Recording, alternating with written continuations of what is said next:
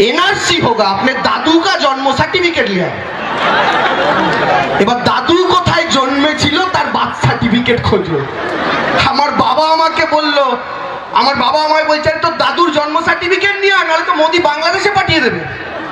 আমি বাবা বললাম, বাবা দাদুর জন্ম সার্টিফিকেট আদৌ আছে? আমার বাবা আমায় কি বললো জানেন? বলে ব্যাগটা তোর বাবারই নেই, তোর বাবার বাবার কোথায় থাকবে? আমি বললাম, বাবা তাহলে কি বাংলাদেশে চলে যাবো? আমরা তো হিন্দু, মোদি যে বলে হিন্দুদের কিচ্ছু করবে না।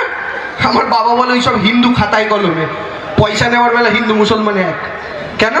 যখনই খাতায় এনআরসিতে নাম উঠবে না, বিজেপি নেতারা নাম তুলবে না, তখনই দেখবেন বাইরে চেয়ার পেতে বিজেপির দুজন নেতা বসে আছে।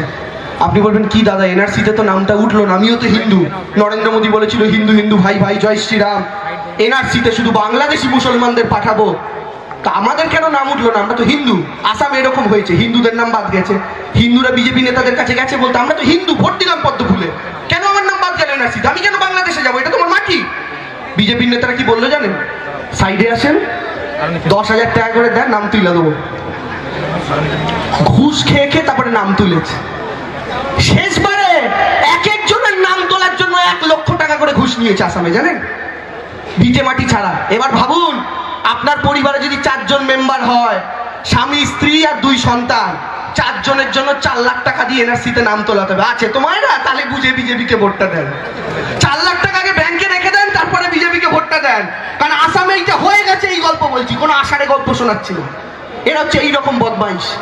হিন্দু হিন্দু ভাই ভাই বলে আপনারা নাচাবেন, কিন্তু পয়সা নেওয়ার বেলা মুসলমানের 2000 টাকারও যা দাম, হিন্দুর 2000 টাকারও তাই দাম হয় না, কোনো তফাৎ নেই। হলো এনআরসি করে লাফালো, আবার কদিন আগে দাড়িওয়ালা বাবা